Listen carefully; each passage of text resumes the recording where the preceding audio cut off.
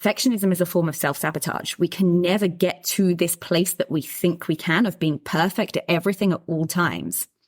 So the stress of that and the fear that we won't be enough is often a really big trigger for gut issues. And a lot of the time, this shows up as either diarrhea or alternating diarrhea and constipation.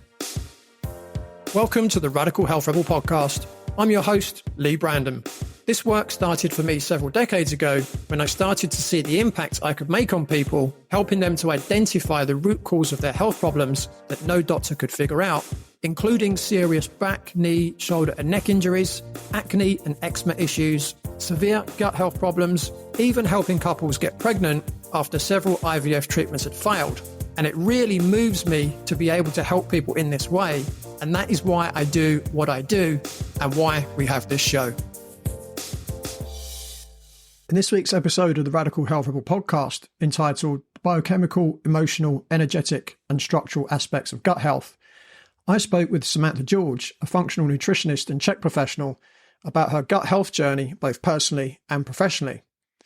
I was keen to obtain Samantha's views on the different aspects of gut health and all the different contributing factors, including the biochemical, energetic, emotional and structural. I'm sure you're really going to love this episode. Samantha George, welcome to the Radical Health Rebel podcast. Thanks for coming on the show. Thank you for having me. And a happy birthday for the other day. Thank you. Did you have a good day? I had a great day. I am Awesome. Actually finding that the older I get, the more I enjoy my birthdays, which I think is the wrong way around to most people. But Maybe. Well, there's no other alternative, is there? Well, it's also the more I create a life I enjoy, the more I celebrate each year rather than feel like time's running out. So yeah, that's a good way of looking at it. I had a great day. Great. Awesome. So to kick things off, could you share with the audience a bit about your background, perhaps your own history around gut health, and how you ended up, becoming so passionate about helping other people with gut issues? Yeah, for sure. So I suffered with gut issues pretty much my whole life. My mum even says that as a baby, she was taking me to the doctor saying, I think there's something wrong. And they were saying, no, that's just normal. That's just what babies do. It's fine. And it wasn't. I had problems with abdominal pain, constipation for pretty much my whole childhood. And then as I got into my teenage years, it got worse and worse. And doctors basically didn't have any answers for me. They just kept saying, oh, that's normal, or, oh, there's nothing wrong. We can't find anything. Off you go. And eventually it took until I was about 19. And I don't even know where I got this book from now to this day, but I picked up a book from somewhere that was all about having a 48-hour detox. And it was about taking out gluten and dairy and some of these more inflammatory foods. And so I tried it, and it was like somebody had just changed my batteries. I suddenly realized why everybody else could make it through the day with a smile on their face and why I was always so tired. I assumed that this was just life and that everybody was this exhausted at all times and everybody was this uncomfortable in their body because I'd never known anything different. But once I read this book and I tried this out for 48 hours, it made a difference. So then I extended it a bit more and a bit more and a bit more until about 2 weeks later, I'd lost something like 1.5 stones in inflammation weight. I could suddenly wake up in the mornings. I had enough energy to go and work out after work. And so I decided then that I probably wasn't ever going to go back to some of those foods. But that then got me thinking a lot more about all these different things that I could do for my body. Rather than being exhausted all of the time, like I said, I started working out and started realizing that I could give myself so much more energy when I'm moving my body on a regular basis and how much fun I have with that. How much better my digestion is, how much better my brain can focus when I eat in certain ways. So I started learning more and more and more. I also at the time was suffering with a lot of back pain. So at the age of 23, I had a neurosurgeon want to open me up and just have a look because nobody could really figure out why I had back pain. After 6 months of physio, it didn't seem to make a difference. And so, yeah, the only option I was given on the NHS at the time was, well, let's let's open you up and have a look and see what's going on inside your spine. Now, really luckily, I had a friend who was very passionate about functional training and different movement modalities. And this was back in the day when you could see everybody's conversations on Facebook. See, this is how old I am. And one of my friends had said to me, how did the appointment with the neurosurgeon go? And I had responded that, they're going to do this exploratory surgery. And this friend had seen that and said, no, please don't do that. Come to me and just let me see what we can do from a biomechanical perspective and things first. And let's see if we can help you. And he taught me how to move my body properly, how to connect to my body. He introduced me to the check system for the first time as well. And he introduced me to different forms of functional training. And we realized that there was so much going on in my body in terms of different compensations, things not working properly, inflammation from organs and stuff, that it took a matter of weeks until the back pain was gone. And from there, I then dived straight into, right, I need to know all of this. It's not just about food. It's also about the way I move. Okay. It's also about the way I think. Right. What else can I do? And I started to see such a big difference in myself, in the way I felt internally, but also in who I was being in the world as well. It gave me so much more energy that I had the option of helping other people. And because I'd suffered for such a long time with all of this pain, all I wanted to do was be able to help other people realize that they don't have to be in the same kind of pain. Now, I did, at this point in my early to mid-20s, take it a little bit too far. I loved the idea of having this kind of control over my body. And I became really empowered from it all, but then went way too far with it and ended up going down the road of disordered eating, down into anorexia and bulimia, which was then a whole new challenge that I had to bring myself out of as well.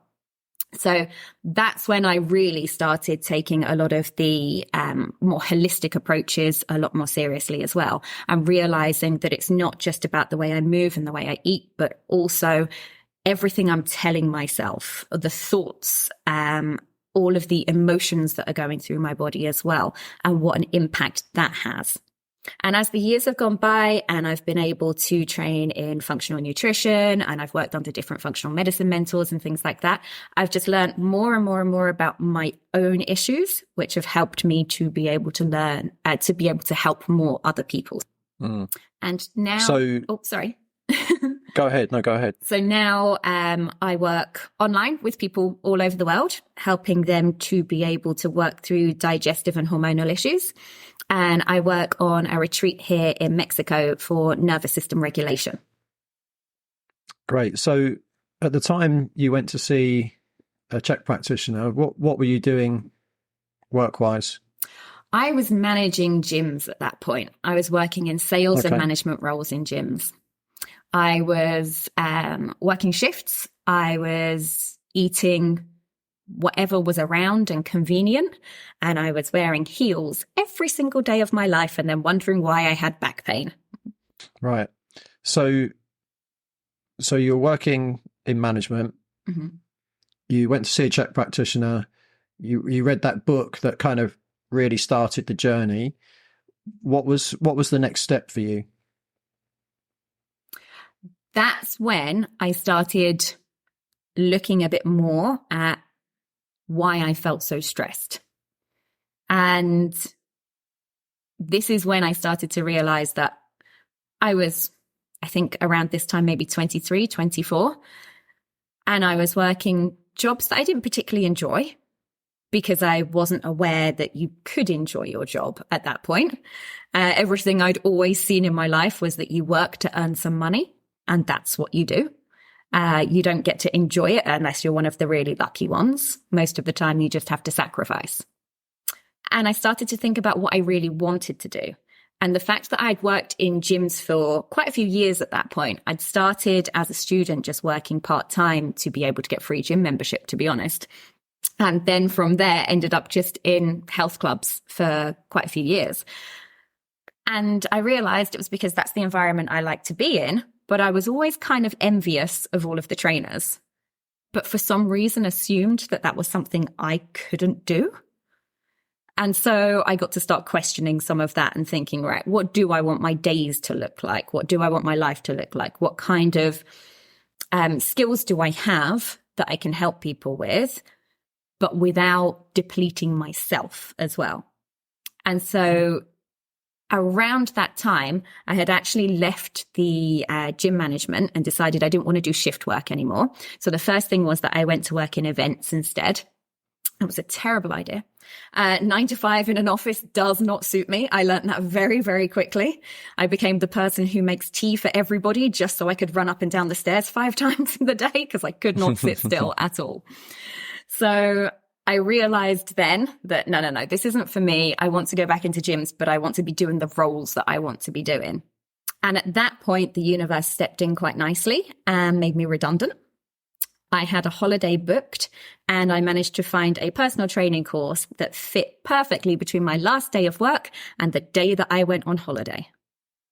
So I did my course, loved it, went on holiday, came back, and within the same week managed to get a role in a gym in West London and start personal training.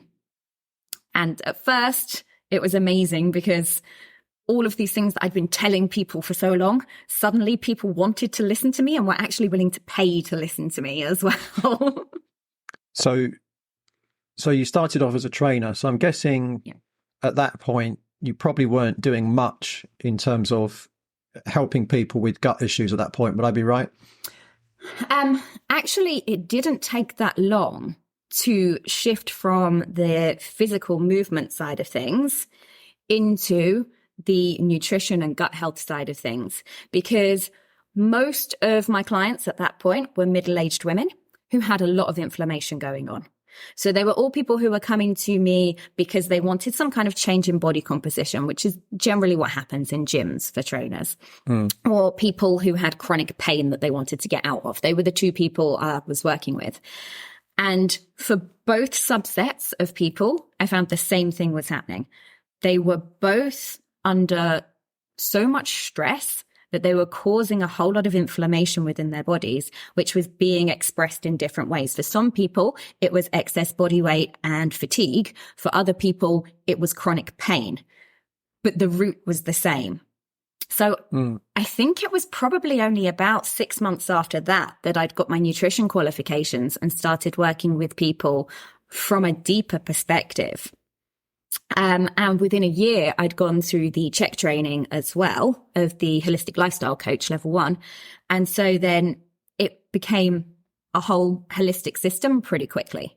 And I think the reason for that was because of my own experience. I think if I'd just gone in as a personal trainer, it probably would have been quite different. But because I had experienced so much relief and so much change in my life from being able to look at all of these different aspects, that it was very obvious to me what was happening in some other people. And I really wanted to help them with that too.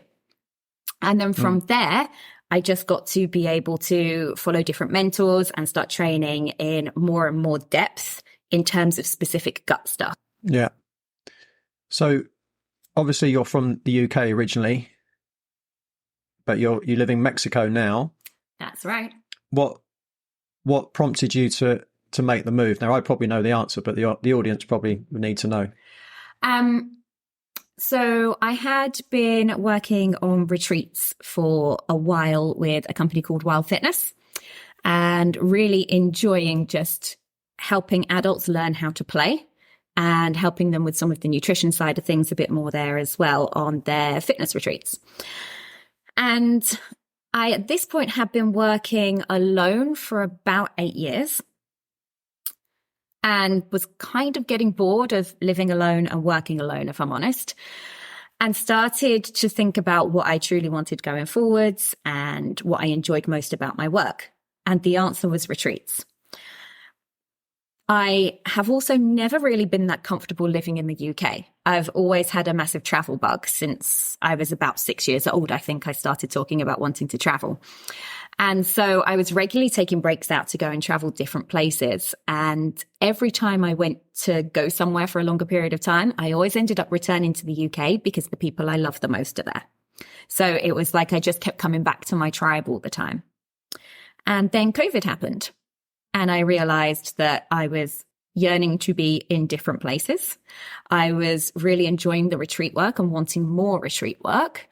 And I was maintaining all of my relationships online via Zoom anyway, and thought, why am I doing this? So I started to get clearer about what I wanted on a deeper level, like what I wanted each hour of my day to look like, what kind of work I wanted to be doing, what I was doing in my free time instead, what kind of environment I wanted to be in. And I found a role working on a retreat here that is with a great team, a fantastic team of practitioners based on nervous system regulation. So it's something I hugely believe in. It's a fantastic program called Reprecision Health. And so I came out here to Mexico to have a look at it, give it a go, see if it was the kind of area I wanted, and had a tick list of all these different things that I needed to have by this point in the environment that I want to live in. So I came out to Mexico for 4 weeks, tried out the job.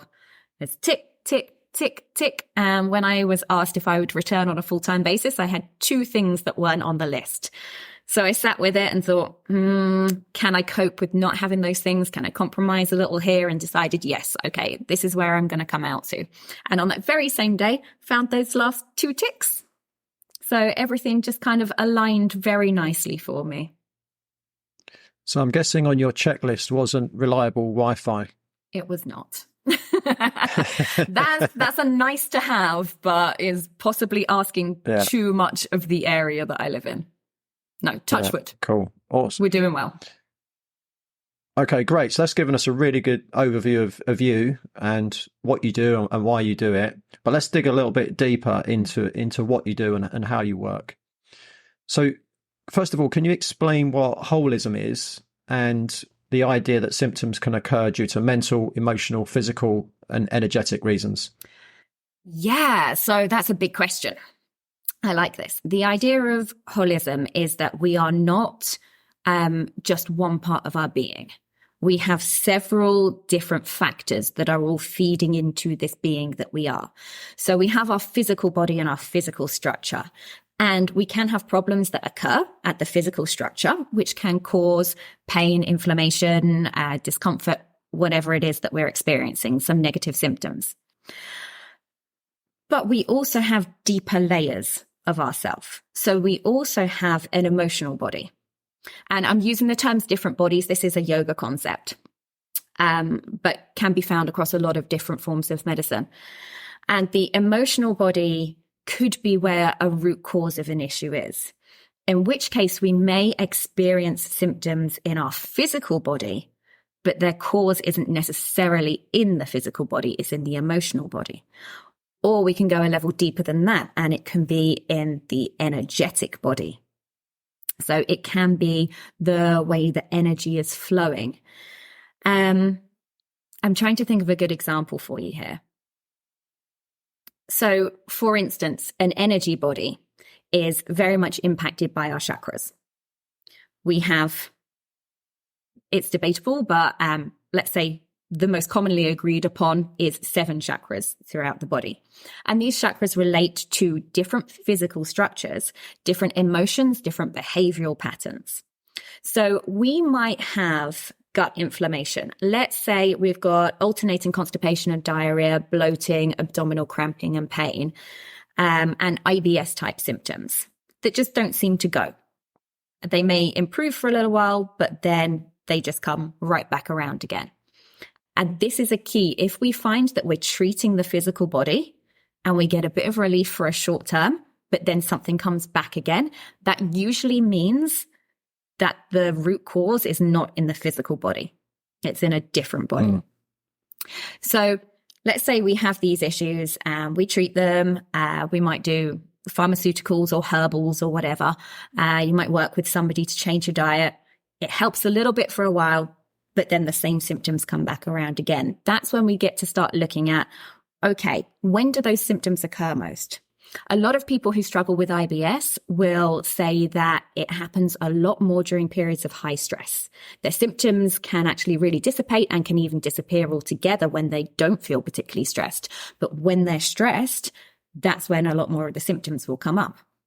So then there's a very clear emotional link there. Is it an emotion that's causing this? Is it because our whole system has become so flooded with stress hormones that the gut is trying to get our attention to tell us something needs to change? Or is it a step deeper than that? Is it something to do with our own behaviors, which can be coming out of the energy body instead? So the third chakra is the one that has the most impact on the digestive system. And that is also our center of personal power. That is our space where we define ourselves, where we get to make change in the world. We get to decide what we are putting out into the world, and we get to take action. If we are not taking the actions that are aligned with who we truly are and what we truly want, then there can be an energetic disturbance there as well. And this might sound a little far-fetched, but I've spoken to quite a few other functional medicine practitioners about this as well. And a friend and I have a joke about this now in terms of parasites. Whenever somebody comes in with a parasite and we do all their testing, we do all their labs, and we can see, oh, they've got this parasite or the other, we may know that, right, what we're treating here is a physical parasite. But from experience, we also know that means there's going to be some big change in this person's life. Because when we clear out parasites, people just get all this, the extra physical energy and things, obviously, that come with that. But they get this extra sense of power and change. And it seems to happen every time. 6 months later, someone who came to me with a parasite infection is now leaving her husband, quitting her job and moving overseas, for example, and making all these huge life changes. The number of divorces, house moves, career changes that seem to happen when we're healing gut issues, I don't think is a coincidence. It's something that comes alongside that, because all of these systems work together. The mental, the emotional, the physical, and the energetic are all different layers of the same thing. Yeah, it's interesting. As you use that example of, so a woman comes to you, you help her eradicate parasite from the body. The example you used was, she left her husband and went abroad and whatever. What I was thinking was maybe she felt like her husband was a parasite in her life.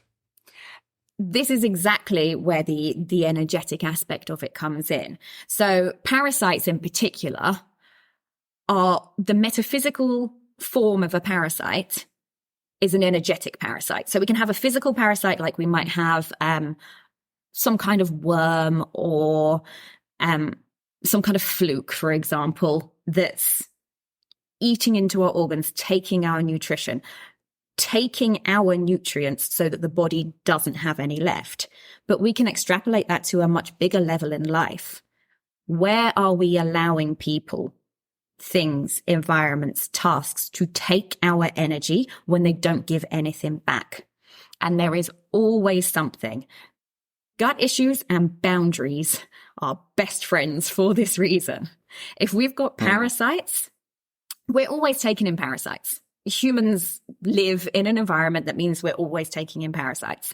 However, if our digestive system is working properly, our immune system is working properly, we should be able to take in those parasites and they should pass through our body fairly easily. They will hang around if we create the perfect environment for them to hang around. So that's usually some physical stuff like things not moving through the system properly, eating the wrong kind of foods for our body, those kind of things. And having high levels of stress, intestinal permeability and things. But the reason that we have all those things in the first place can be because we have not put our boundaries in place. We are leaking energetic energy all over the place. We have these energy leaks coming out. We are over-giving, particularly as women. We've been taught from a very young age that we have to be sweet and nice and treat others how you want to be treated. So other people's needs always come first, especially in mothers or somebody with a mother archetype. Absolutely. Always about giving to others. And we can end up becoming martyrs. When we are giving more than we want to give, when we are giving more than we actually have available to give and still look after ourselves, that becomes the same kind of parasitic energy. Yeah, interesting. I mean, obviously you were talking specific about parasites, but is there any other connection between, energetics and other types of gut issues, or is it? Yeah, absolutely. So chronic constipation tends to be about not letting things go, wanting to hold on to things. This is definitely something I found in my life. I am very aware that I hate letting people go from my life. I'm one of those people who's friends with, I think, all but one ex-boyfriend, and will still message them on their birthdays and stuff, have a little chat with them. I'm somebody who, once I make a friend, will do my best to stay in touch with them wherever they are in the world. And despite the fact that we're probably on very different time zones and I've got a lot to do and don't necessarily have time to reply to that message, I will still make sure I do, because I hate the idea of losing somebody from my life. So that can very easily transfer into a relationship's ended. I need to let it go. My gut doesn't want to let go of that. It can be a job that's ended. No, I need to hold on to the energy of that job.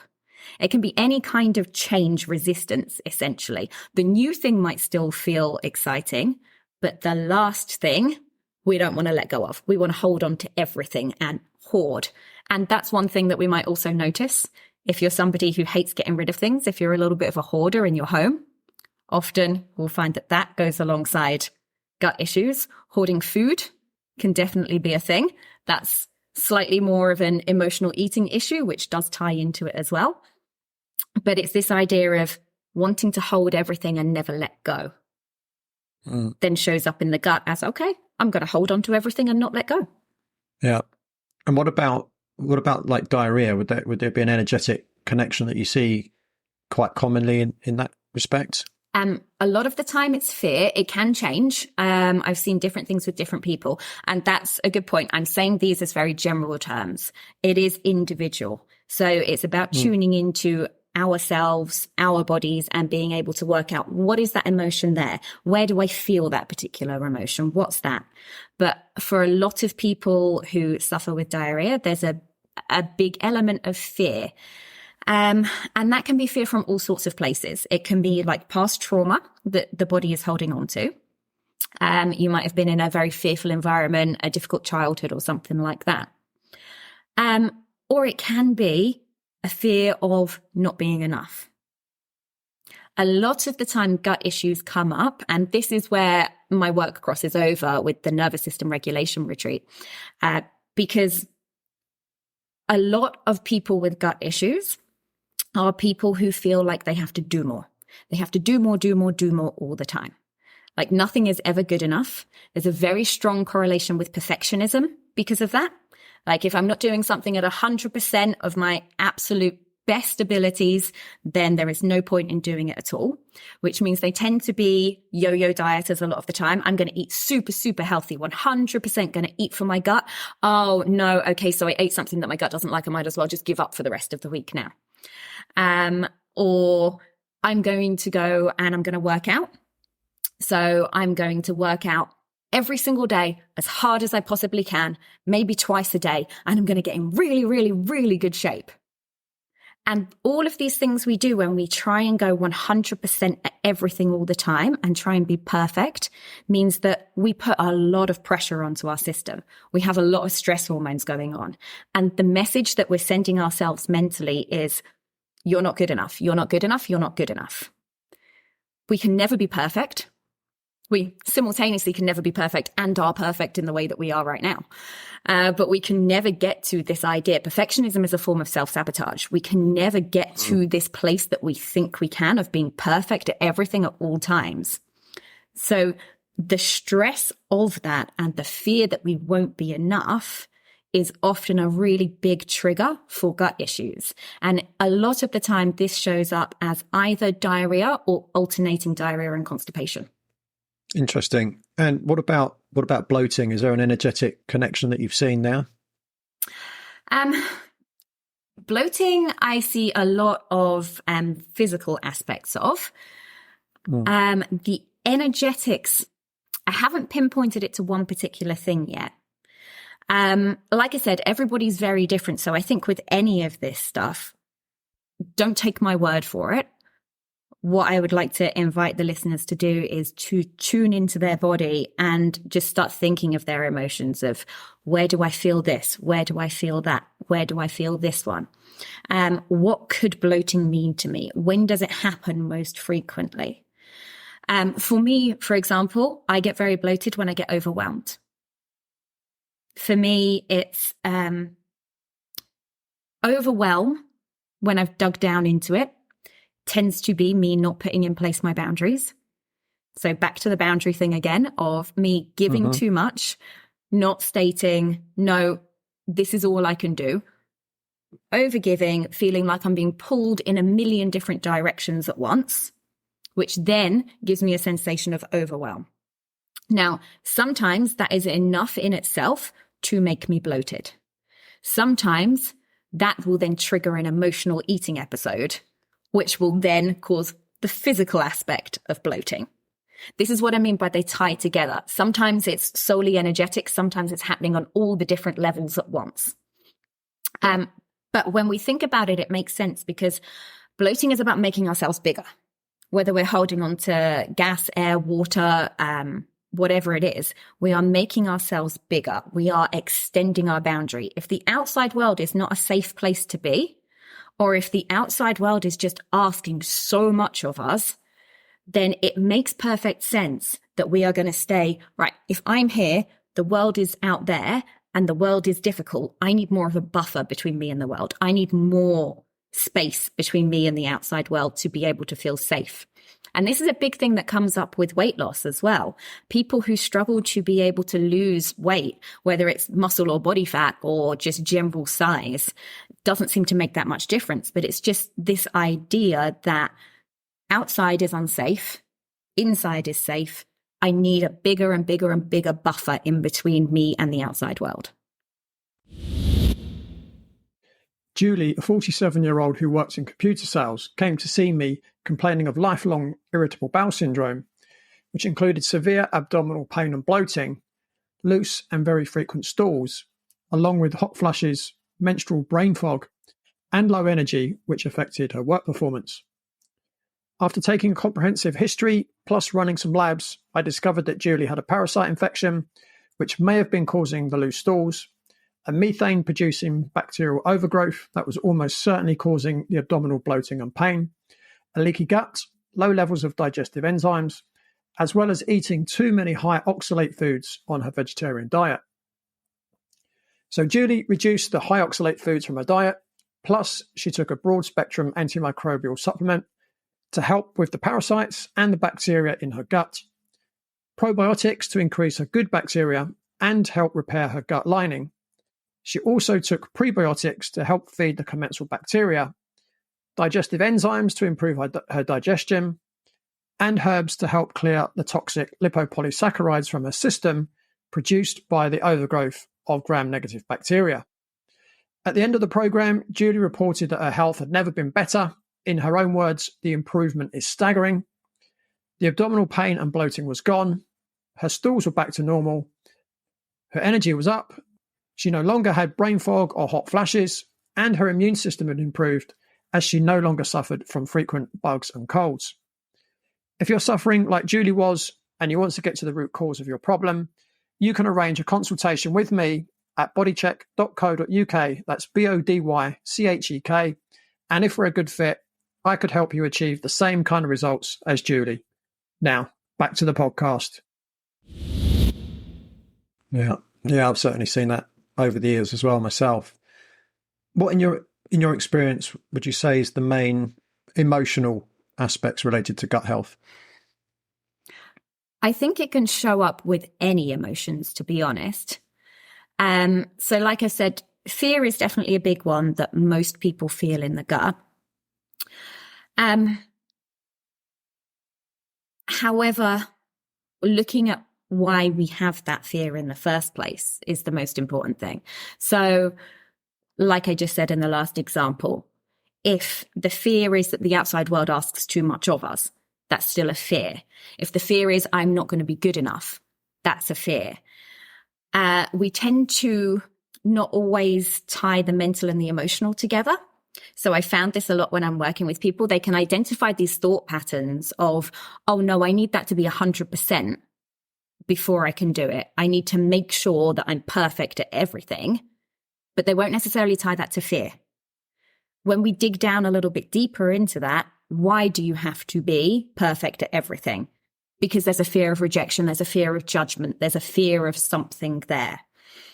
And this makes sense just on a really basic level. Think about how many times you've gone into something you're nervous about. And I think everybody's had this experience of butterflies in the stomach when they're nervous. Or I've worked with quite a few people who will find that when they need to go and do a public presentation or something, they'll get diarrhea beforehand, or just like a gurgly stomach or something, because that's where we feel that fear a lot of the time. Now, that doesn't mean to say that that's not linked to other parts of our body and other emotions as well. So I touched a little bit on emotional eating just now. And I do this a lot on the retreats that I work on when I give nutrition workshops there. I often ask people where they feel something like anger in the body. And the answers are almost always either stomach, chest, or throat and jaw. So if we're feeling anger in different places, that's absolutely fine. We are all unique. We get to tune into where we feel it for ourselves. But if we've been told, again, especially with women, I think more so with men these days as well, but especially with women, a lot of us have been raised that we're not allowed to scream and shout. We're not allowed to be angry. We'll be seen to be a bitch. We have to be sweet and smiley and nice to everybody all the time. So if we have anger that's coming up through these areas that we've been taught we're not allowed to express, it makes sense that if we're feeling here, or here, and it's threatening to come out the mouth, and that's a dangerous thing, we can pick up something heavy and we can put it in and push that back down again. So what we're actually doing is causing ourselves physical symptoms in the physical body, but we're doing it because of the emotional body. The emotional body is the part in charge. It's just the actions and the symptoms are showing up in the physical body instead. Does that make sense? Yeah, I mean, the way that I've kind of looked at it for a while now, you know, you hear the term emotional eating, right? Now, it's strange because I can't relate to that on a personal level. I can understand what it means, but like it's not something I've ever experienced myself. I mean, yes, you can eat food and it can make you feel emotionally better. Yes, of course. But I've never kind of felt low, oh, I need to eat a cake, right? That just doesn't compute to me. But I completely understand that people, that, you know, a lot of people do that. And again, in my experience, it's more so females than males. But the way that I look at it is, you know, if someone's got, let's say, an emotional trauma that they've not dealt with correctly, the way that they're trying to deal with it is on the physical level, right? And yeah, they might feel emotionally better for 5 minutes, 10 minutes, maybe, until their blood sugar crashes, and then they won't feel so good again, right? But really, to get rid of, you know, that let's call it a habit, you need to address it at the emotional level. So, okay, what was the trauma? Okay, let's deal with that emotional issue, and then you won't necessarily be going for the cake or whatever it might be to try and medicate the emotional trauma. Yeah, I completely agree.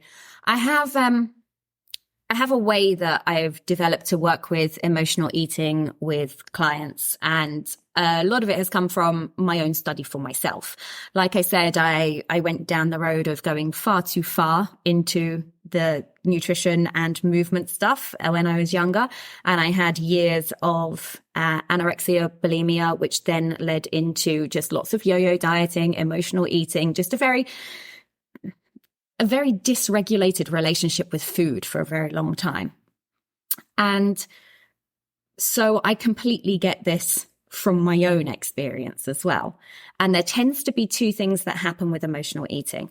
We are either trying to move towards something or move away from something. When we're trying to move towards something, it's often a connection. So this might be something like, the example I use often is my nan made the best chocolate cake ever. Back when I used to eat gluten when I was a kid, which is probably why I had the upset stomach all the time, to be honest. But she made the most amazing chocolate cake. So I may, on the anniversary of my nan's death or on her birthday or a special occasion where I want to feel more connection to her and I want to honor her, I may want to go and have a piece of chocolate cake, because in my mind, that's tied with the memories of the love and the nurturing that I got from my nan. Now, if I had not grieved her death yet, if I was still working through a lot of the emotions around that, and that was a very traumatic event for me, I might unconsciously be trying to connect with her on a regular basis by going, I need chocolate cake, I need chocolate cake, I need chocolate cake. And as you mentioned, a lot of the time it's unconscious. So it may not be that I'm thinking, oh, I want a connection with my nan. What I'm actually thinking is, I want chocolate cake. And I have this uncontrollable need to have chocolate cake right now. And this is a difference as well of, oh, I can eat a cake and it can feel kind of nice for a while. That's not emotional eating. Emotional eating, a lot of the time we have this drive where we can know, I've said I'm going to eat like this. I've been doing all this. My body loves it when I eat like this. I'm very, very clear about how I feel when I eat the chocolate cake, how I feel when I don't eat the chocolate cake. Yet I'm still going to make that decision to do that thing that's going to harm my body because I'm getting something from it that is worth more than the physical pain. And that's where we start to be able to dive into the unconscious a little bit more and work out, right, what is that level of connection you're trying to get? Why? How else can you get that connection? And start to be able to slowly change behaviors. Now, the other side of that is trying to avoid something with food. And this is something I actually see far more than trying to get some kind of connection. And a lot of this is repressed emotions that can be coming from trauma, from just different habits that we've learned throughout our lives. But we can create this idea that a certain emotion or a certain sensation within the body is unsafe. And when we feel unsafe within the body, we don't want to be in the body anymore. So the example I used earlier was anger. So for simplicity's sake, let's use the same one. I'm feeling very angry. Let's say I'm feeling overwhelmed, like I said earlier. And so when I'm feeling overwhelmed, it's nut butter and dark chocolate. They are the two things. And I don't just mean that, oh, I will sit down with a piece of dark chocolate and a bit of nut butter. What I mean is my alert of, okay, there's some emotional work to do here, is a Costco-sized jar of almond butter and a teaspoon. And I can tell myself, oh, I'll just have a spoon or two. I know I'm not stopping till I get to the end of it. I know that already when I start it. So there's an element of being honest with ourselves. Like, am I having a slice of cake or I'm going to eat the whole cake? Am I doing something that I know is going to hurt my physical body? If so, why am I doing it in the first place? And so let's say I'm feeling overwhelmed. I'm sitting down with my giant jar of almond butter and I'm starting to dig in and go, oh, wait, this is a place I've been before. I know this is going to really upset my gut. I know this is going to upset my skin and my sleep and everything as well. And I'm going to feel pretty bad after I've eaten this. Why am I doing it? And that, now that I've done a lot of this work, is now my cue for me to look and say, okay, how am I feeling in my body? And most of us are trying to get out of our body. So it takes some work to pull ourselves back in and say, what is this sensation? What is this emotion that's going on right now? I feel overwhelmed. Why do I feel overwhelmed? Because I feel like everybody wants a piece of me and I can't keep up with it. Okay, how is that making me feel underneath that? Oh, actually, I'm angry. I'm really angry that people are asking this much of me. I'm really angry that I'm not saying no to these people. I'm angry with myself. And this is a really uncomfortable place to be because I've been taught that anger's not something that I'm allowed to feel or should be expressing. So actually what I want to do is get the hell out of here and change my state. And the easiest way to do that is with food. If I don't do it with food, how else can I do it? I can either find something else that's going to help me change my state. This is where my over-exercising tends to come in instead. Okay, I'll do something else that's just going to change my state then instead. But if we sit with it and go, right, how can I express this anger? There's some anger in me. I need to let it out. Can I do some kind of physical practice? Can I go and do some martial arts? Can I go to the ocean and scream into a wave? Can I journal this out instead? Can I talk to somebody about this? I need some form of expression. And then if I still want to sit down and eat the almond butter once I've expressed, fine, go ahead, enjoy the almond butter. That's not a problem, but make sure you express first. And the more we start to do this, the more we start finding that actually we come back to the almond butter or whatever our trigger foods are, and we start going, oh, actually, maybe I just want a spoon of it. I don't really want that much anymore, because it's never about the food in the first place. It's about the emotion instead. But when we don't do that and we don't express the emotion, what ends up happening is we eat the whole jar of the almond butter, or we eat the entire cake or the ice cream or whatever. We drink the whole bottle of wine. We get to change our state and avoid the emotion, but then we feel worse afterwards physically, and we feel a whole lot worse emotionally. And we get into what I call the shame spiral, where we then have all these thoughts of, oh my God, I said I wasn't going to do this, and now I've done it. I've done that thing to myself again. Why do I have no willpower? Why am I such a loser? Why can I never do this and everyone else can? And it's so easy, but for me, it's not, and blah, blah, blah. And we start really beating ourselves up. So then we have this bully in our head that's always like, you're not good enough, you're not good enough, you're not good enough, you need to do more. So then once again, the whole system becomes really uncomfortable to be in. So the first thing that's going to happen is we go, oh, I want to change my state and get out of here. This feels horrible. So then we go back to the food again to be able to change the state. And then we beat ourselves up. And then that feels horrible. So then we go back to the food again. And we just end up in this spiral where we just shame ourselves over and over and over again. So I think it's really important when we're dealing with these emotions and we're working through a lot of this stuff that we get to express the emotions. And even if we go back and eat the food afterwards, we have to allow ourselves to eat that food without any judgment. As soon as we start judging ourselves for the way that we're eating and telling ourselves we're not good enough, we're just going to go straight back into that spiral and continue emotional eating. So we can get into this place where we feel as if we're not good enough. And then our whole system starts to become an uncomfortable place to be. So it's really important that when we are working through some of these emotional eating issues, that we not only express the emotion, but if we then decide, I'm going to go back and eat the almond butter anyway, that we have to do it without any judgment. Letting go of judgment around foods is one of the key things, especially because of the fact that a lot of the physical stuff that happens with gut health means that sometimes we have to eat less vegetables, eat less leafy greens, and all these things that we think of as like healthy foods a lot of the time. We already have to, for the physical body, let go of a lot of the judgment of what's good and what's not so good and start tuning into what our body truly needs anyway.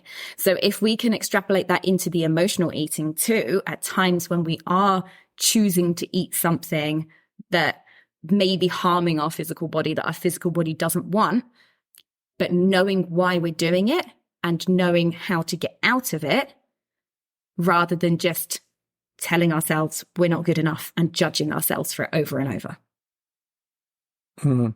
So obviously, we both said earlier that, often these behaviors happen subconsciously. And if you listen to someone like Bruce Lipton, he says that 95 to 99% of our behaviors are subconscious.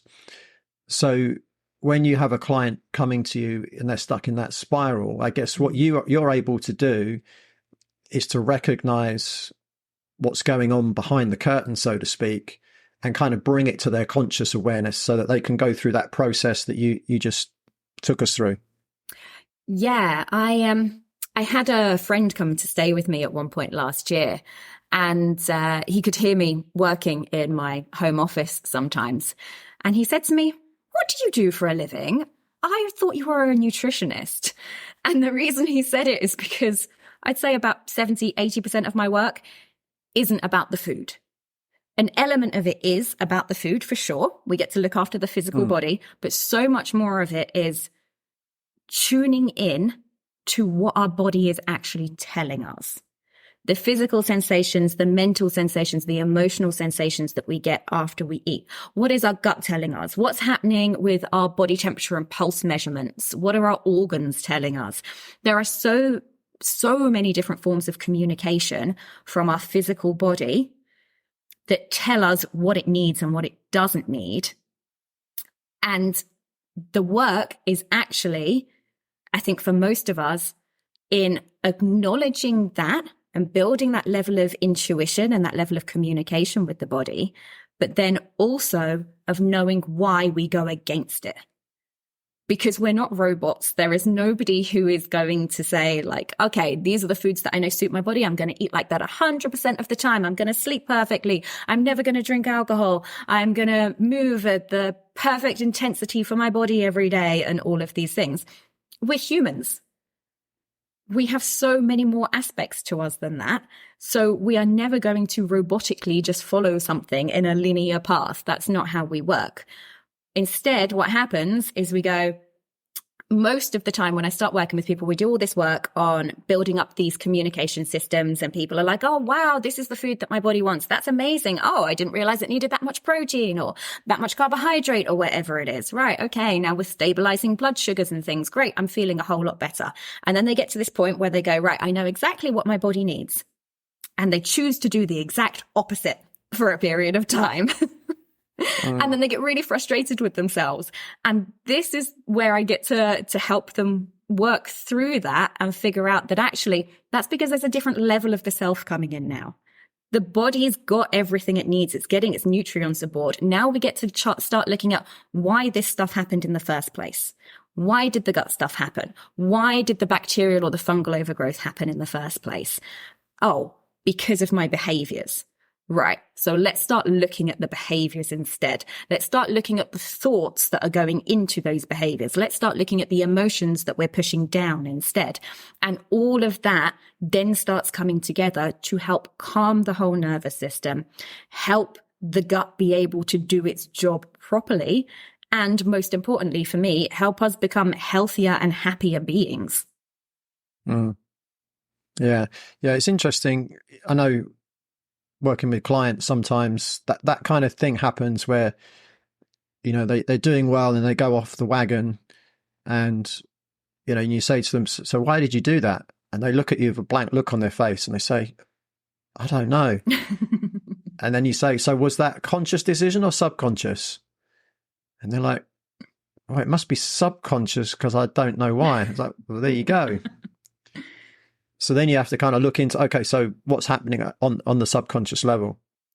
Yeah, for sure. But I think it's important for people to recognize that as well, that most people do that. I don't know if you found the same thing with your clients, but I find that most people do that. They expect themselves to be perfect, and then they do that, and then they go, oh, I don't know why I've done that. Do you know how many people, how many clients I've had over the years completely ghost me, not turn up to sessions because they're judging themselves so hard for the fact that they've been doing so well, and then they suddenly do a complete 180 and go back to some old behaviors and they don't know why.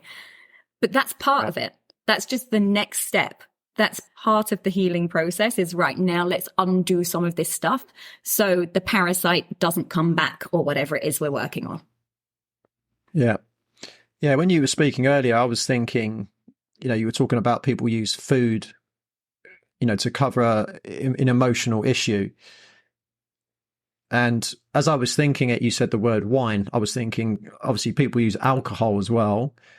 And then sometimes people use, shall we call it, illegal drugs as well. I mean, some people would think of them as being more dangerous, but I think alcohol is probably the most dangerous drug out there. And the other thing that came to my mind as well is that, you know, you've probably heard Paul Chek say this as well, that there's a lot of people out there, they keep going and having plant medicine after plant medicine after plant medicine. And I was kind of thinking, well, I wonder if this is the same thing that you were talking about, why people are doing that. What have you got a view on that? Had you thought about that as well? Oh, this is a good question. Especially because of the area that I live in. It's I love living here because it's very health conscious. But I am in a true heart of hippie land. And so there are plenty of plant medicine retreats all over the place. There's easy access to a lot of plant medicines and things. And so it's kind of easy from the outside, in as non-judgmental way as I can be about it, to see some people who keep coming back to the same thing over and over again. And it's almost like they're stuck in a loop. And I don't have the wisdom that a lot of my friends who work on plant medicine retreats and things will have on this.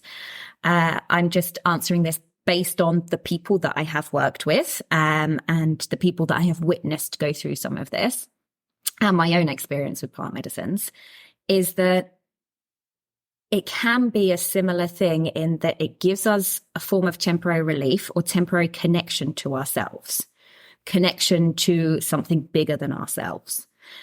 And that's a really nice place to be. On the retreats I work on, we do heart rate variability training. And so I talk people through heart-brain connection and heart-brain coherence. And one of the biggest, easiest ways to get into heart-brain coherence is to feel a sense of connection with something bigger than ourselves.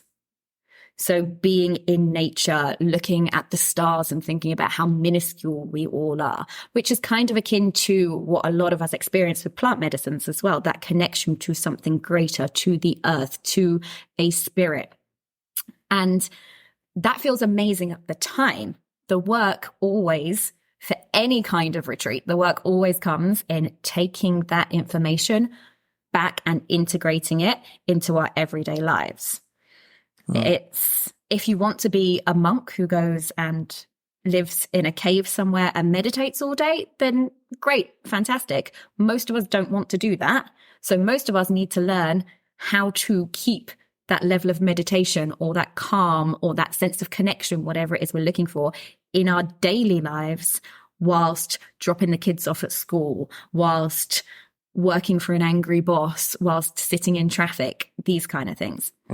That's where the work is. And it's the same thing with all senses of emotion. So it might be that I go and I want chocolate cake to feel a sense of connection with my nan, or it might be that I go and do a weekend of ayahuasca to feel a greater connection with a bigger being. Doesn't make a difference. Whichever way, I still need to bring it back into my daily life and find a way to feel that sense of connection or to process that anger or whatever it is.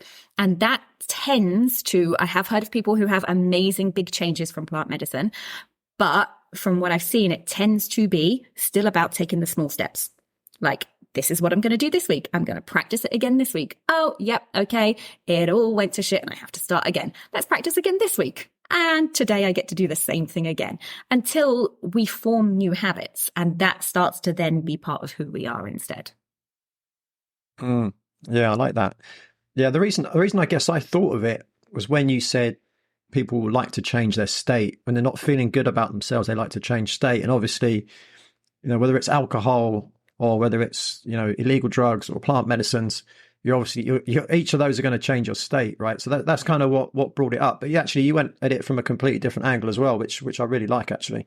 Well, I have a story of a client who I had in London who felt like she needed wine every day. She insisted that it wasn't like an alcoholism thing. She just needed to have her wine every day. And she was desperate to lose weight, to sleep better, to have more energy, like absolutely desperate for it. I had several long talks with her about why she wanted it and things. And it was really, really important to her. I could see that. I could understand how important it was to her. But she still kept coming back to wine and crisps every night. And so for her, it was definitely about changing her state. And we got to dig into that a little bit and start saying, right, why do you need the wine? What does the wine give you? Her answer was a sense of relaxation.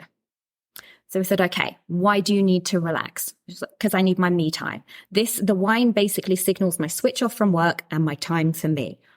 Awesome. Okay. And the crisps? they're my reward. I like crisps. So then we looked at, right, you feel like you need a reward and you feel like you don't get enough me time. What's happening during your day that means you deserve to have a reward for having made it through the day? What happens throughout your day that makes you get home and go, thank God I get some time to acknowledge myself and what I want now? So it became very clear very quickly that she was overworking in a job that she didn't particularly like. And she was feeling that sense of overwhelm we already spoke about that I sometimes experience like 10 times more.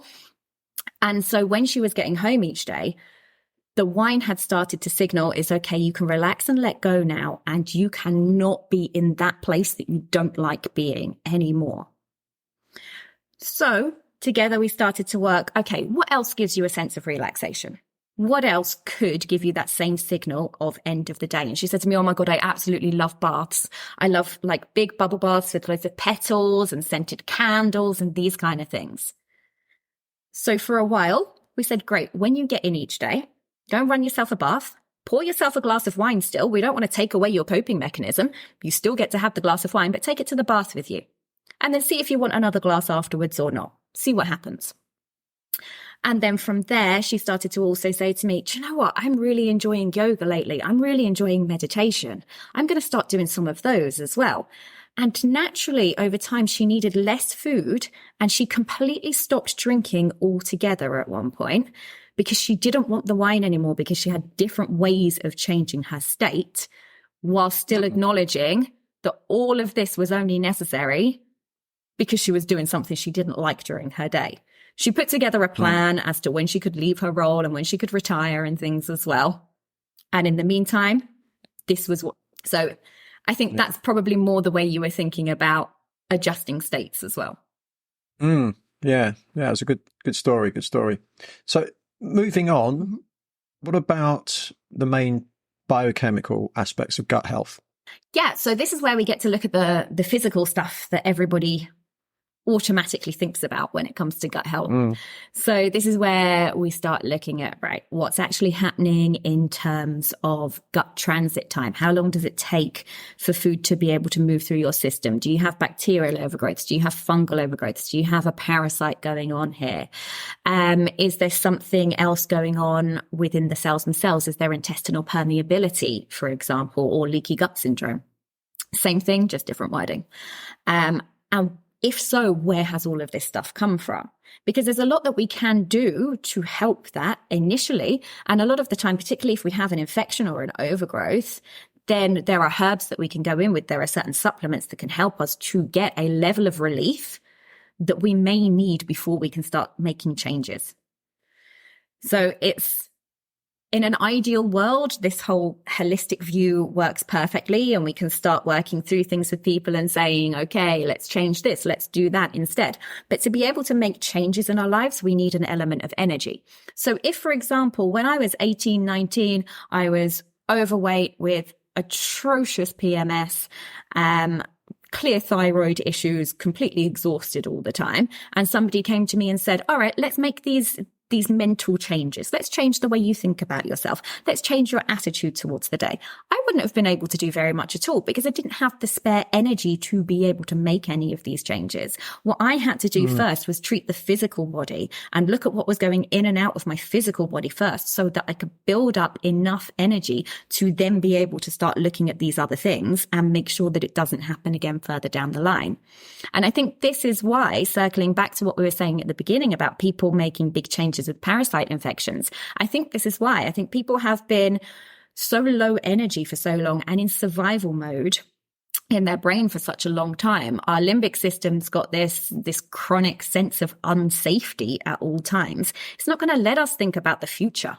We need to survive the moment in the now. When we're stuck in this sympathetic side of our nervous system, we can't start focusing on like, oh yeah, over there 2 years down the line, this is what I want my life to look like. Because we can't access that part of our brain properly. We're stuck in the, no, just survive this moment right now.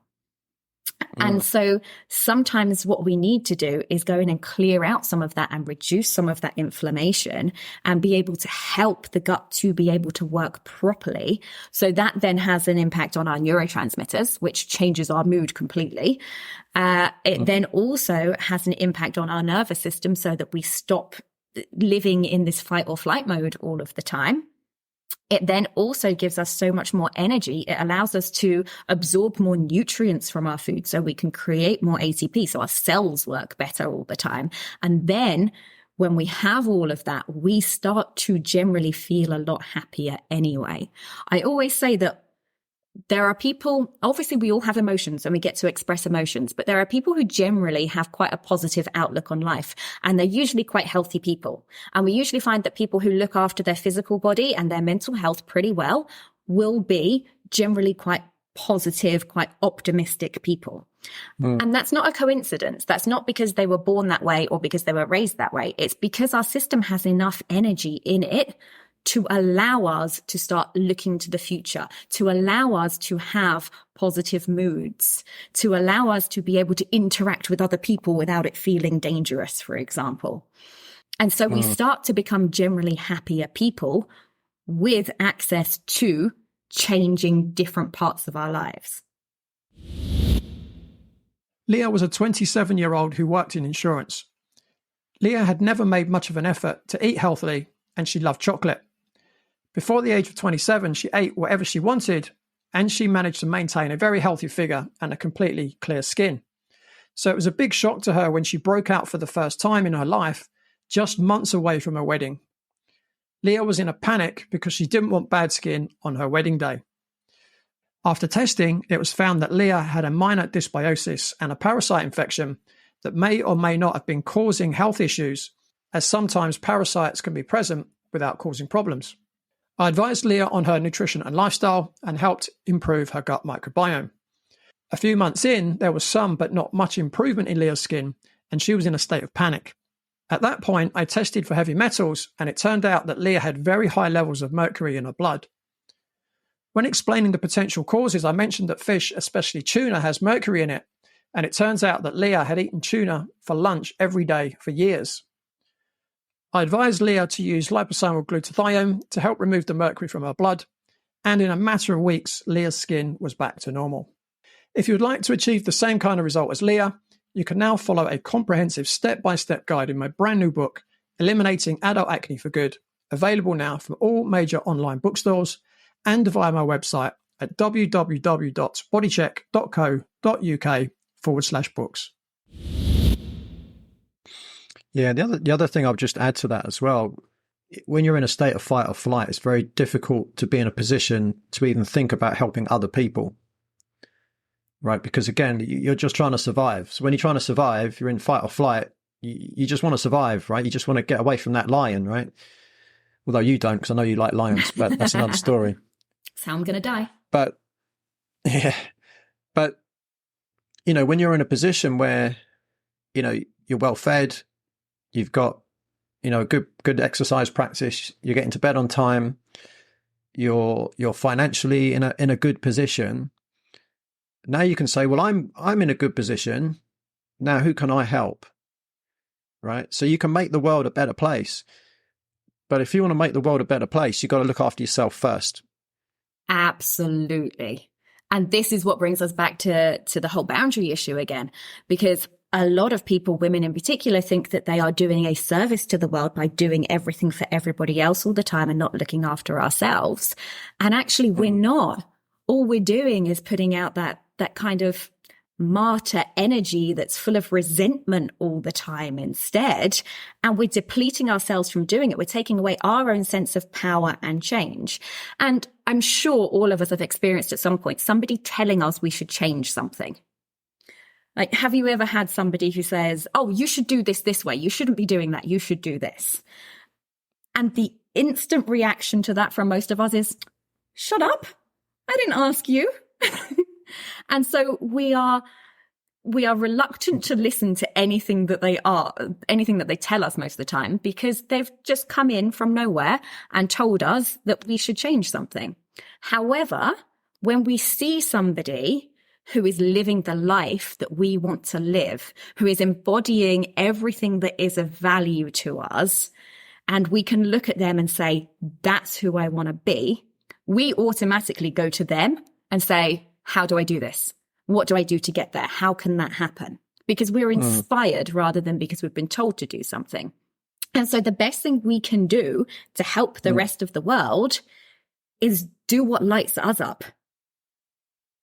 Look after ourselves. Yeah. Make sure that we are doing all the things that we love to do. And that's what we're using our energy on. And then that actually then helps other people, because at some point they're going to come to you and say, how do you do that? How do you do that? How did this happen? And you get to say, oh, I do X, Y, and Z. And they go, I'm going to try that. That thing worked for me. That's amazing. I've got so much more energy now. I wake up and now I don't have chronic pain anymore. I can play with my kids. Now I've decided that I have the confidence to go and change my life completely. Like whatever it is, you are helping other people by looking after you. And so many of us don't seem to, we can conceptually understand it, but we don't seem to embody it in the same way. And I evaluate this when I'm talking to people, particularly with new clients. One of the questions I always ask them is what they do for joy. And I remember having a conversation with Emma Lane about this as well at one point, and she said that she has found so many people who have no idea what joy even is. This is many years ago now, so don't quote me on those exact words. But I find the same thing with a lot of my clients who come in is I say, what do you do for joy? And they'll say, oh, I like to work out, so I go and do that for joy, because then it also gives me this sense of like release in my muscles, and I know it's good for me and blah, blah, blah. And I have to say to them, no, what do you do for no other reason than joy? Something that you can just be lost in. Think of it as like listening to music. Alan Watts has a really good example of this when he talks about rushing to get to the end of a song. No composer is like, yeah, I was the first one to finish a song. Here, let's fast forward it and get to the end the quickest. That's not the point of music. The point of music is to sit and enjoy it for no other reason than the fact that you've just sat there and enjoyed the music. And we all need to have these kind of things in our lives, but so many people don't, or they don't know what gives them joy. Or they say to me, going and exploring a new place, a new city is pure, total joy for me. And I say, how often do you do that? And they say, once a year, once every 18 months. Because we have this idea that we should be putting work first. We should be putting other people's needs first all of the time. There's all these responsibilities that need to come first. I get to enjoy myself afterwards once everything else is done. Everything else isn't ever done. There are always more chores. There are always more responsibilities. But if we can actually get to this point where we start embodying this idea of I get to look after me first. I get to put some form of joy into every single one of my days. Something I do just purely because it lights me up. Even if it's for 5 minutes, I just want to do something that makes me feel good. Then we have so much more to be able to give.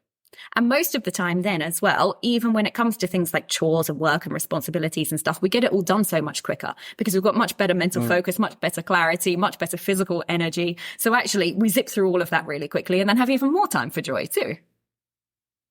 Yeah. Yeah. And this is a good time to mention something that I know you're aware of, but behind me in my office, behind my head, actually, there's a picture of a baby rhino on my wall.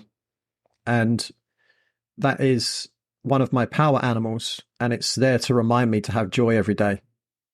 I love that.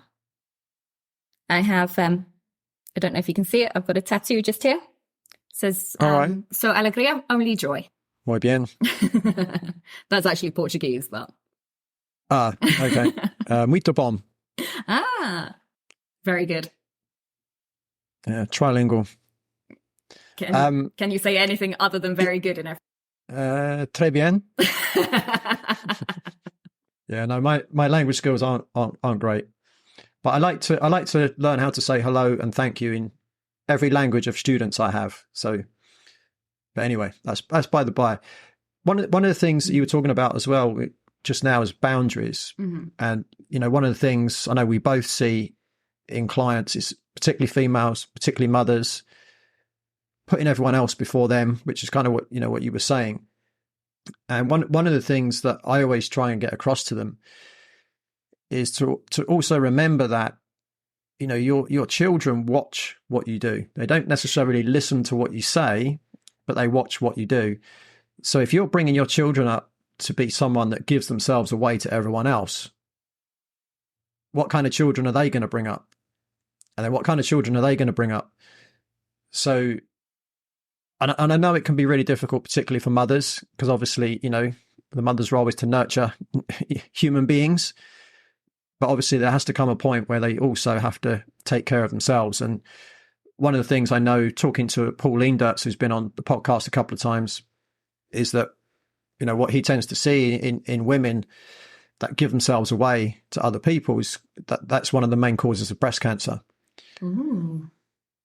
So, it's not just gut health. It's not just, cancer either. It's all kinds of health. It's really important that we all look after ourselves. And, I love what you were just saying about, doing things that you can, lose yourself in every day. Make sure you do something where, you really are having joy, having fun every single day. Because at the end of the day, what's life for if it's not for having fun?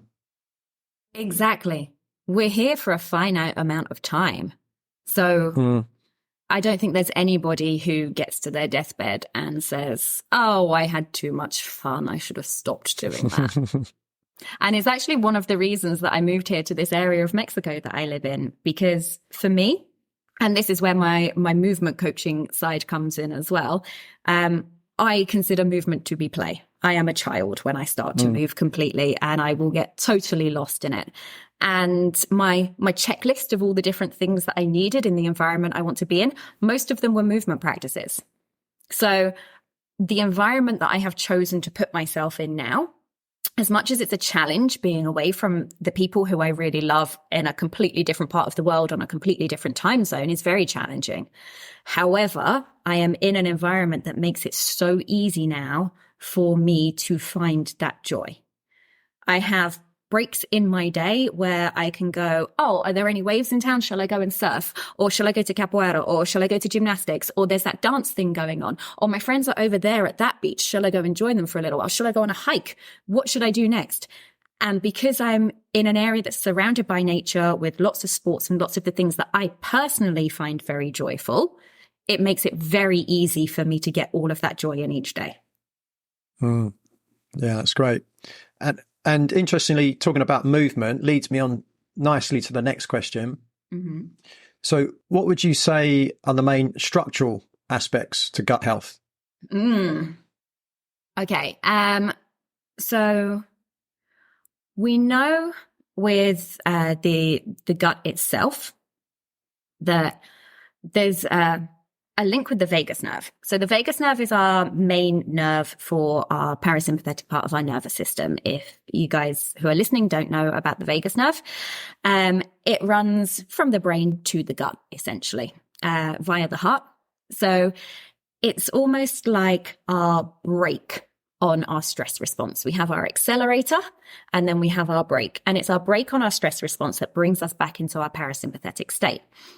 And there is a very strong structural link between the gut and the vagus nerve.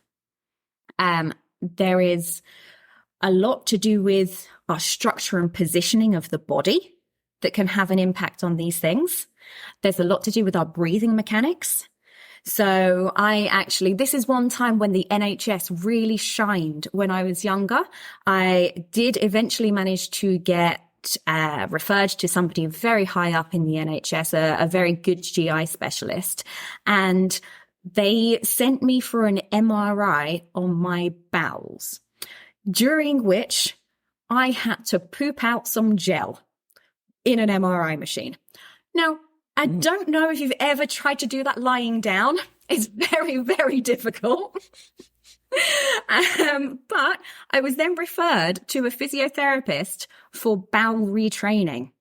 And it made a huge difference to the chronic constipation, because what had actually happened was I'd spent so long in a constipated state that I couldn't actually contract the muscles properly in order to be able to go. So what I was doing was just using my diaphragm to be able to hold my breath and push down, which then ended up damaging pelvic floor as well. And this is something I see a lot with women, is pelvic floor dysfunction from chronic bowel issues. Also, an inability to be able to work their deep core muscles properly. I did a lot of work with electronic stimulation on my abdominal muscles, because the sheer amount of bloating meant that I got abdominal separation, like a pregnant woman gets. Diastasis recti. Exactly. Just from being so hugely bloated and then not, and then super bloated and then not. And it essentially, when it gets to that extreme level like that, is like a pregnancy for the body. And if we think that anybody who's training while they're pregnant, particularly things like lifting weights, will be doing it in specific ways to be able to help strengthen things and to not put any extra pressure on certain parts of their body. But people with gut dysfunction don't get told any of this. People with gut dysfunction don't get told they're not breathing properly, or their pelvic floor's not working properly, or actually, because these abdominal muscles aren't working properly, they're not getting all the pumping through the abdomen that they need. And therefore the lymphatic system's not working properly, which is then just contributing to the bloat more and more, and the constipation and the diarrhea and all of these things.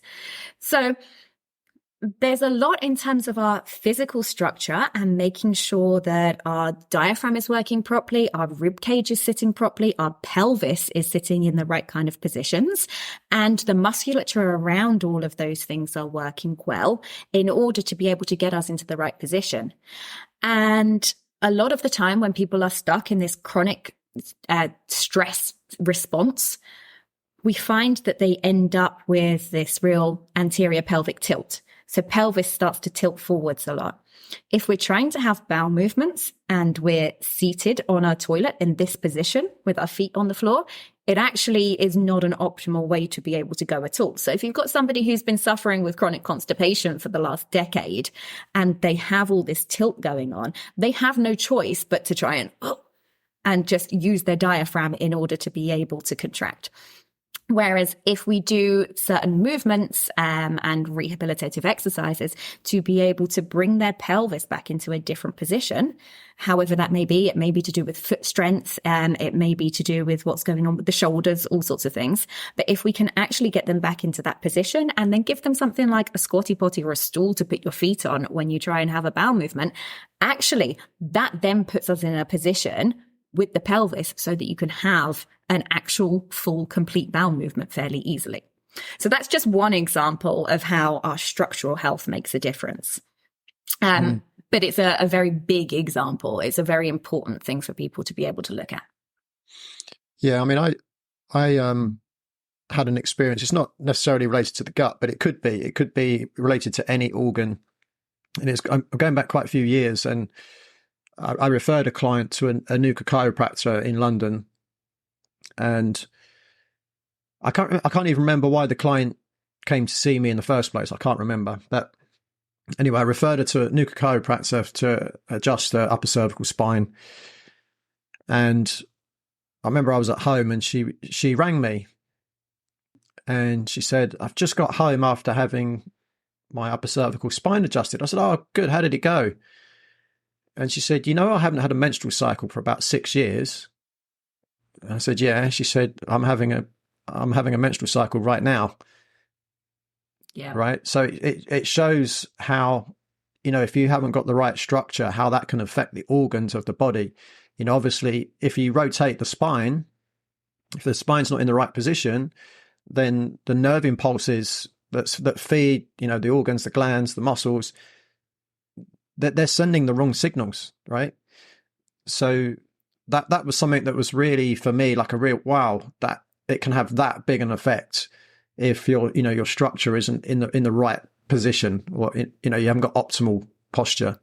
That's amazing. Which is really interesting when you listen to the experts in pain science who say that posture has no influence on pain. But of course, I've done episodes on that prior with Matt Walden, which were great. But yeah, structural health. Yeah, and there's a lot that goes the other way with the gut as well. So I mentioned earlier that I used to have chronic back pain, and it wasn't lower back pain, it was pain between my shoulder blades that I always used to get. So a lot of fixing the physical structure, the way I was exercising, the way I was just moving around in everyday life made a big difference to that. However, I firmly believe that the changes I made in my diet and my sleep regimen actually made a really big difference to that as well. Because one thing I've suffered with for years now is a chronic small intestinal bacterial overgrowth. And the small intestine refers back to that area, as you know, between the shoulder blades there. So I now know when I get a huge amount of bloating, if something happens to trigger this bacterial overgrowth, I generally manage it pretty well. But if something happens to really trigger it, then actually I get instant brain fog and I get this radiating pain between my shoulder blades.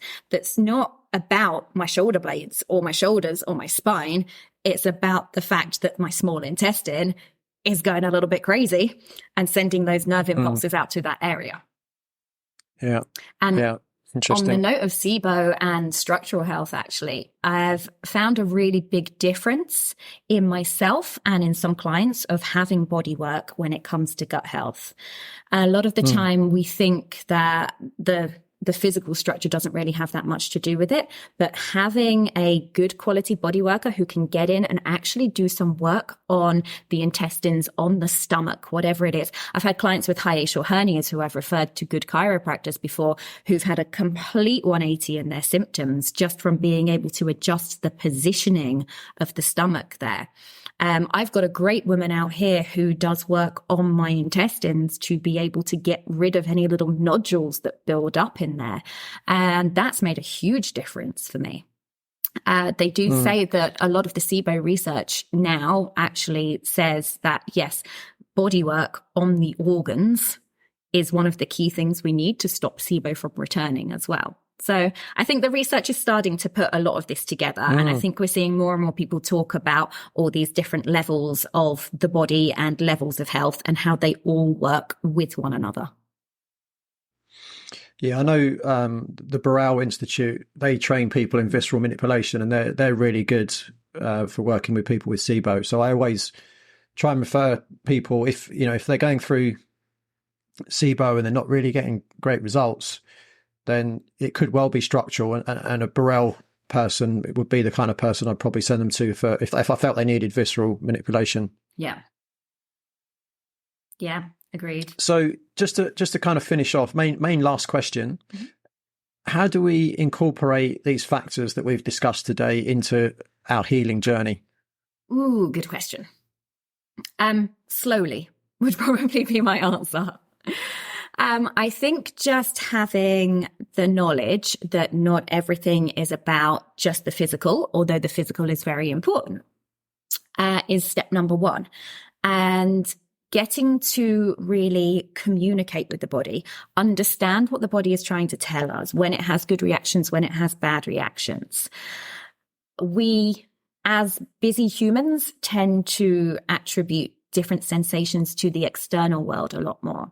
So I've done the metabolic typing course years ago and often still use their diet check record sheet with some of my clients because I think it's a fantastic way to help people tune into how they're feeling after they eat. And for anybody who doesn't know this, it's got a list of mental, emotional and physical reactions. And the idea is you eat the food, then you go back an hour or two later and you tick the boxes of which of these things you are currently feeling. And almost everybody I work with says to me, oh yeah, I was feeling like angry and irritable and stuff then, but it's because I just got this email from my boss, or because this thing just happened and oh, my phone won't work properly, or whatever it is. And we tend to say there's this external circumstance that has caused me to feel like that. When actually we have all had experiences before of being in the same situation, but responding to it entirely differently. Like, I'm sure you've been in traffic before and you have had one time where you've sat there and you're like, oh no, I'm going to be late, and you're getting all stressed out. And then there might be another time where you've been sat in traffic and you're going to be late and you've gone, oh, well, there's nothing I can do about it. Let's put a podcast on. And so it's exactly the same situation, but the way we respond to that depends on our internal state. So step number 1 is acknowledging that what comes out of us is often a result of what's gone into us, and start monitoring, right, what works for me, what doesn't work for me with regards to food, with regards to sleep, with regards to movement, all of it. And then our body's going to start to tell us more and more of what it wants and more of what it doesn't want. Those signals get clearer and clearer. And this is what I help people with. I coach people through this whole process to help them be able to spot these things and these communications from the body. And then after that, expect to completely fall off the wagon, if that's what you want to call it, do a 180. Expect to reach a point in your journey where suddenly you're going to go, nope, I'm not going to do that anymore. I'm going to choose to do the exact opposite for no apparent reason. And instead of getting annoyed with yourself, see this as, okay, so this is where the next level comes in. This is where I get to start looking at my actions and my behaviors instead. Where is this coming from? What are the emotions that I am feeling right now? How do I regulate that emotion? How do I want to express that? And it will be scary. And most people, when I ask them, how could you express that anger, that fear, just completely blank. I don't know. I've never expressed it before. What's an okay way to express? There is no right or wrong. Just knowing that this is something that needs to be expressed, that needs to move through the body and not get stuck in it. And then from there, the practice of starting to design our lives so that we can look after our bodies in the most optimal way, because our body is our home for our spirit. And it's only here on this earth for a certain period of time. And like you've already said, we get to enjoy that. And we get to be happy and healthy. And we deserve to be happy and healthy, all of us. Yeah, that's a great answer. So what's next for Samantha? I was just telling you this at the start of the call, I know. So let's put it out there and commit to it. I have an online program that I am going to be launching in the new year. So that is going to be talking people through all of this, but it's going to be a more accessible version than my everyday coaching. So my everyday coaching that I do involves us hopping online and talking and having actual coaching sessions and keeping track of things in between, which is also available. However, in January, I am going to launch an online version of this for people who don't want to see me all the time and want a more accessible version so that they can start working through all these things at their own pace in their own time and start to be able to make these changes without me. Other than that, I am here in Mexico on nervous system regulation retreats. And in the summer, we'll probably be working on some movement retreats in Europe as well. Awesome. Great stuff. Samantha, thank you so much. It's been really great chatting with you. I think the last time we had a conversation this long was in 2020, I think, when we were discussing what the hell was going on in the world. Probably, yes, when we all had a lot more time and a lot more rants. Yeah, true. Yeah. I'm not sure if our stress levels have changed since then, though. I think mine probably have. Yeah, yours probably has. Yeah. Yours probably has. Yeah, I'm a surfer girl now. Awesome. Yeah, just thank you so much. It's a really great conversation. I know the audience are gonna love this conversation. So might have to get you back at some point to talk about something slightly different. Maybe get you back just to talk about fun. I know you're the fun queen, so might have to get you back just to talk about fun. Just a podcast all about fun. I'm in. Awesome. Great stuff. Thanks, Leigh. So that's all from Samantha and me for this week. But don't forget, you can join me same time, same place next week on the Radical Health Rebel podcast. Thanks for tuning in. Remember to give the show a rating and a review, and I'll see you next time.